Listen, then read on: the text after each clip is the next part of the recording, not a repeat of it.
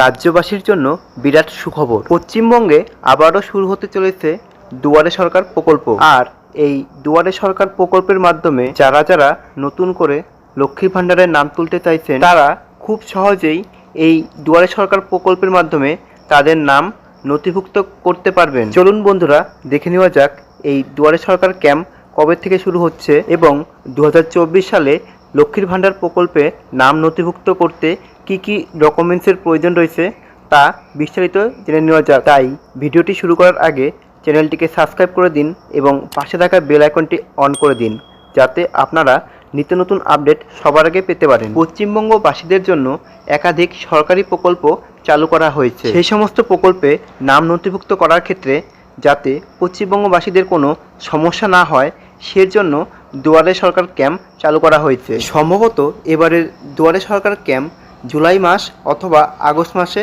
হবে। ইতিমধ্যে লক্ষ্মী ভাণ্ডার প্রকল্পে নাম নথিভুক্ত করার জন্য অনেকেই অপেক্ষাতে রয়েছে। এবারের ক্যাম্পের মাধ্যমে যারা যারা লক্ষ্মীর ভাণ্ডার প্রকল্পে নতুন করে নাম নথিভুক্ত করতে চাইছেন তারা খুব সহজেই লক্ষ্মীর ভাণ্ডার প্রকল্পে নাম নথিভুক্ত করতে পারবেন। এই লক্ষ্মী ভাণ্ডার প্রকল্পের মাধ্যমে রাজ্যের মহিলারা প্রতি মাসে 1000 টাকা করে পেয়ে থাকেন। আর যারা তপশিলি অথবা উপজাতি মহিলা রয়েছেন তারা প্রতি মাসে লক্ষ্মী ভাণ্ডার প্রকল্প থেকে 1200 টাকা করে আর্থিক সহায়তা পেয়ে থাকেন। এই লক্ষ্মী ভাণ্ডার প্রকল্পে আবেদন করার জন্য আপনারা অনলাইন থেকে লক্ষ্মী ভাণ্ডার প্রকল্পের ফর্ম ডাউনলোড করতে পারেন অথবা দুয়ারে সরকার ক্যাম্প থেকে আপনারা লক্ষ্মী ভাণ্ডার প্রকল্পের ফর্ম নিতে পারবেন। লক্ষ্মী ভাণ্ডার প্রকল্পের ফর্ম সংগ্রহ করার পর আপনারা সেই লক্ষ্মী ভাণ্ডার প্রকল্পের ফর্মটি ফিল আপ করে নির্দিষ্ট দুয়ারে সরকার ক্যাম্পে জমা করতে হবে। এই লক্ষ্মী ভাণ্ডার প্রকল্পে আবেদন করার জন্য আপনাদের কাছে স্বাস্থ্যসাথী কার্ড, আধার কার্ড, ব্যাংক পাসবই ও একটি মোবাইল নাম্বারের